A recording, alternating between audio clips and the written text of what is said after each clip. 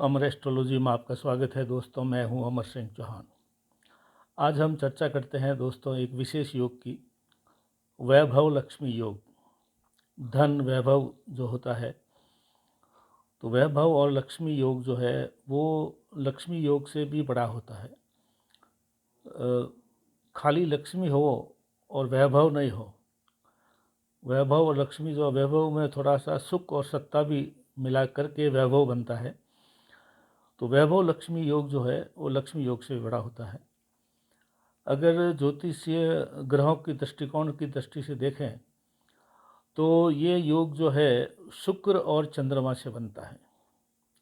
जैसे कि हमें मालूम है कि शुक्र जो है आनंद का, सुख का, समृद्धि का, संपन्नता का, प्लेजर का कारक है। ये चीज़ें देता है शुक्र।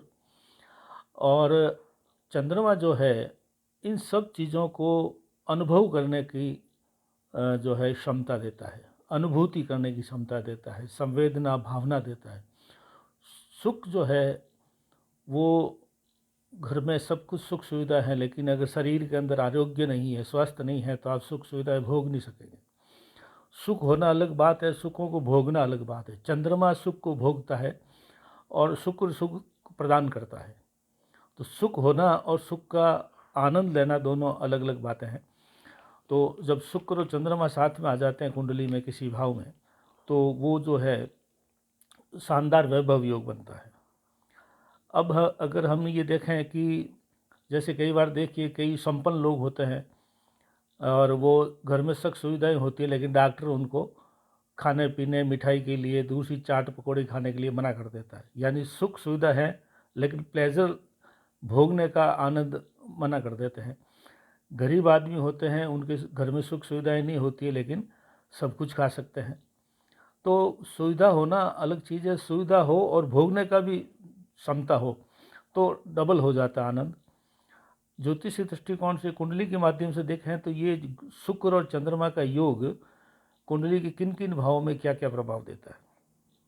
सर्वप्रथम तो ये योग जो है वृष राशि में, कर्क राशि में, तुला राशि में और मीन राशि में सर्वाधिक लाभप्रद होता है, एक्सलेंट कैडर का होता है। क्योंकि वृष राशि, तुला जो है, वृष और तुला राशि है ये शुक्र की राशि है, और कर्क राशि चंद्रमा की उच्च राशि है, और मीन राशि शुक्र की उच्च राशि है। तो तुला और वृष, कर्क और मीन में ये योग बहुत एक्सलेंट लेवल का आनंद और आनंद का सुख देता है। दूसरे नंबर पर आता है कहीं भी ये योग केंद्र में बन जाए, यानी 1, 4, 7 और 10 भाव में अगर ये योग बन जाता है तो, और या फिर त्रिकोण में यानी 5 और 9 में भी योग बन जाए, तो ये दूसरे दर्जे का वेरी गुड कैटेगरी का ये योग बनता है, जो महादशा अंतरदशा में बहुत जो है वैभव और लक्ष्मी प्रदान करता है। इससे तीसरे नंबर पे अगर ये 2 नंबर भाव में, 3 नंबर भाव में, 11 नंबर भाव में भी योग बन जाता है, तो ये साधारण किस्म का होता है, लेकिन फिर भी 2 नंबर में, 3 नंबर में, यानी कुटुंब भाव में, पराक्रम भाव में और लाभ भाव में भी ये योग बन जाता है, तो वैभव लक्ष्मी का आनंद भी साधारण किस्म का आता है।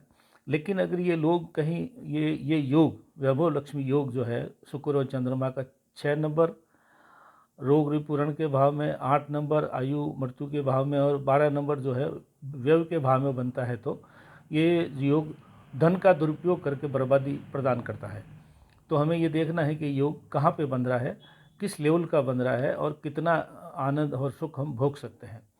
अगर कुंडली में कहीं भी शुक्र और चंद्रमा की युक्ति है, तो आप ये मान के चलिए कि ये योग आपकी कुंडली बन रहा है, लेकिन एक्सलेंट लेवल का बन रहा है, वेरी गुड लेवल का बन रहा है, या गुड लेवल का बन रहा है, या पुअर या फेयर लेवल का बन रहा है। ये विद्वान ज्योतिष या हमारे से आप कुंडली दिखा करके आप देख सकते हैं।